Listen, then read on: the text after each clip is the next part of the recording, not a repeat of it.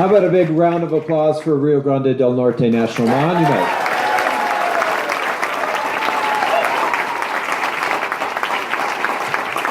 It's hard to believe it's been almost 4 years, but it's a fantastic story. And I have to tell you that what you accomplished here in northern New Mexico is the envy of people all over the country. I get asked all the time, how did that community come together and accomplish Rio Grande del Norte the way that they did, and with such unanimity. And I am very, very proud of what you've accomplished here. I'm proud of what we were able to do with the Columbine Hondo Wilderness and protecting our watersheds and our wild trout. And really, when I think back, it takes a long time for these things to come together. I was so happy that Garrett mentioned Ron Gardner, because I was thinking back to probably 15 years ago, sitting down with him at maybe Guadalajara Grill or someplace here in town, and talking about can't we get that Rio Grande del Norte, that NCA or National Monument thing going again? And so many people in this community just never gave up. It really was a many decades long effort. And I'm so proud of the role that the Pueblo played in restoring the bighorn sheep herd to that national monument. It's incredible. And when I think about the days in my own life that matter the most, that sit in my heart and that generate the memories that are really who I am, so many of them happened within a stone's throw of right here in your backyard, on your public lands. The very first backpack I ever did with my wife, Julie and I, we went up into the Pecos Wilderness from the Santa Barbara watershed and got to see that incredible herd of bighorn sheep that's up there.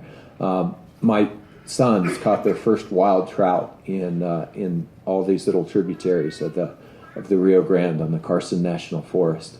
My wife and I got engaged after a ski weekend at Taos Ski Valley. The times I've spent with my family and my friends around campfires or chasing elk in these mountains, or just watching those incredibly majestic antelope on the monument, or fishing for wild cutbows down on the Red and the Rio Grande. What you have here, it doesn't exist in most places around the world today. And certainly the access that you have to it is unprecedented.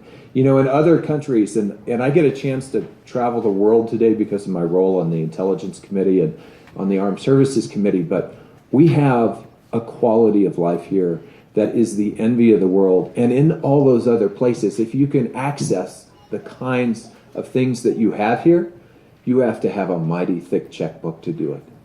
And our public lands are the great equalizer for all of our citizens. It doesn't matter how thick your wallet is or how thick your checkbook is. You can get out there on your public lands. You can hike and you can bike and you can camp and you can hunt and you can teach your grandson or your granddaughter how to catch a fish. That's really, really important, and it's been lost to too many people in this country and around the world. I have friends in Texas who have to pay thousands of dollars to go behind a fence to hunt a white-tailed deer. It's not even hunting by what we think of, here in Taos County. It's a whole different thing. They've lost so much of that, but we have it here. And I think we're going to have to fight really hard to hang on to it. There's a congressman in Utah. Some of you have heard of Rob Bishop. He wants to abolish this national monument. He wants to abolish Organ Mountain's Desert Peaks. He certainly wants to abolish Bears Ears, which is so important to many of our tribal communities, even from New Mexico. There's another congressman from Utah by the name of Jason Chaffetz, who for years, nobody used to know who Jason was. He and I got elected to Congress in 2008 at the same time, so I know Jason well. He's had this bill for years to sell off millions of acres of public land, and I think people woke up after this election and went, oh my gosh, he could do this. And the response from across the West in particular, even from the outdoors people in his own state, was overwhelming. He turned around and pulled that bill and declared it dead within days of introducing it.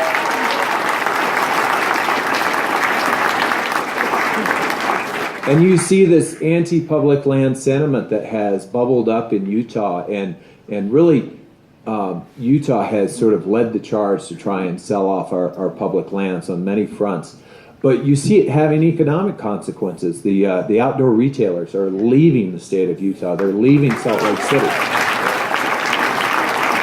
because the governor continues to chase that very extreme agenda, and they're going to lose tens of millions of dollars a year from that lost event alone. I've told the outdoor retailers New Mexico is open for business.